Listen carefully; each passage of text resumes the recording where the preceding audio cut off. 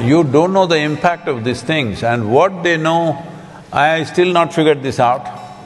People always wondered, how do you survive? In any season you go, you manage to stay there for 2-3 weeks and come back. Approximately about 3/4 of a liter it would take. You just drink that, that's the food. And you are so energized, means you don't need anything else for the whole day.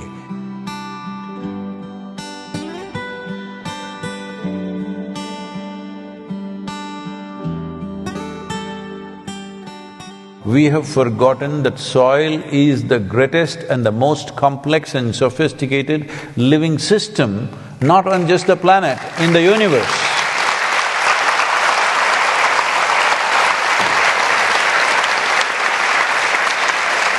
It is not just on this planet, in this universe, in the known universe, we do not know anything like the topsoil of this planet. That's how complex and sophisticated it is. And it is fantastic partnerships between various species and how they function, and the whole chemistry of the planet is managed by them. But many people call this as dirt. If that is dirt, you and me are dirt bags. Hello? So, unfortunately, we are treating living things as inanimate things. Even inanimate things need to be treated with respect, but unfortunately, living entities we are treating like this because somebody has put this idea in our head that every other creature is here only to serve the human beings. I have spent lots of time in the jungles of India. I've spent so much time observing all the different creatures, not just the big ones, the small ones, because the crickets, the grasshoppers, the ants, termites, you better know who they are, because I've been in the jungles, I've had close encounters with tigers, I have very close encounters with elephants, and the Indian wild buffalo is terror, but I've been very close around them. After all that, when you come out of the jungle after 2-3 weeks, the only thing you really remember is the insects. Really. You don't know the impact of these things, and what they know, I still not figured this out. They'll be going bang, they'll be going exactly at, especially in the rainforest in the south, exactly at 2:30 in the morning, chuck, they'll stop. Within 30 seconds, another group starts off. They'll go on for hours. Every day, I'm just looking at the watch, exactly at 2:30 in the morning. What are they doing? They know something that you and me have not figured out, all right? I'm saying without a clock, without anything, they know time to the second. How? But they know. As the birds know how to, they got their own GPS, insects got their own time clock. And exactly they know, and if you just observe them, today is going to rain. I am there in the jungle without any equipment, except what I'm wearing, there's nothing else. So, rain is an important part because if it starts raining in these southern Indian jungles, it can rain for 3 days non-stop, okay?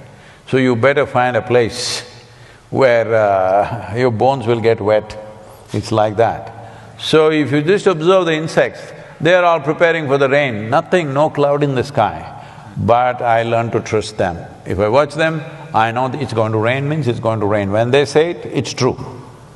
Meteorologists, the only two professions in the world where you can be wrong 50% of the time is either you're a weatherman or you're an astrologer.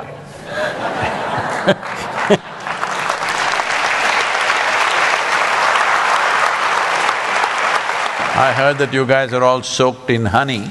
Let me tell you my honey story. Can I tell them a honey story? Yes, please. I'm just like them. I'm listening. I'm enjoying myself. Please, do go. So when I was getting lost in the jungles of India, the only food that sustained me largely was honey. I ate other things that I don't want to talk to you about, but largely honey. People always wondered, how do you survive? In any season you go, you manage to stay there for 2-3 weeks and come back, how do you do it? Simple, my trick was, normally we were riding a Czech Republic motorcycle at that time, okay? These days everything is sensitive, you can't say anything as it was. You can say Thomas here. So we were riding a Java or a SD, so it has a petrol tube. Normally you need 7–8 inches of petrol tube, but I always put extra, about 15–16 inches of petrol tube, because it gets hard, you can keep cutting it and putting it on. The rubber gets hard. And this is also for my honey, so when I park the motorcycle in the forest and cover it up with all branches and stuff, I pull off the petrol tube and put it in my pocket and go. So I climb up the tree and the hill, I don't know what kind of honeybees you have here, I have no experience of this. There we have what is called as black bees. They are this big, about 1.5 inches long, and honey is fantastic in the Western Ghats because the variety of vegetation there is probably like no other in the world. The number of species of plants there is like nothing else in the world. So, I go there and these huge hives, they built it on that kind of branch where the sloth bears cannot get. A sloth bear weighs approximately 70 to 85 kilograms. So, the bees are so smart, they will build it in a place where the bear cannot get to it. Just on that kind of branch, where the bear will not be able to go because the branch will bend. So I'm just around little over 70 kilograms. So I crawl up that, go close to it, stick my pipe into the hive and drink it up. I drink up about 3/4 of a liter of honey, and for the day I'm settled, So I just lived on honey for many weeks, and there are tribes called honey shepherds in India, they're called Jenukuruvas. So I went and lived with them, and they just live on honey. Every day, from morning to evening, just their bamboo glasses about this tall, approximately about 3/4 of a liter it would take, you just drink that, that's the food. And you are so energized, means you don't need anything else for the whole day. You're climbing trees, you're doing all kinds of crazy things, but it takes care of you, 1 liter of honey. So I'm just telling you because I heard honey beekeeping is a big deal here.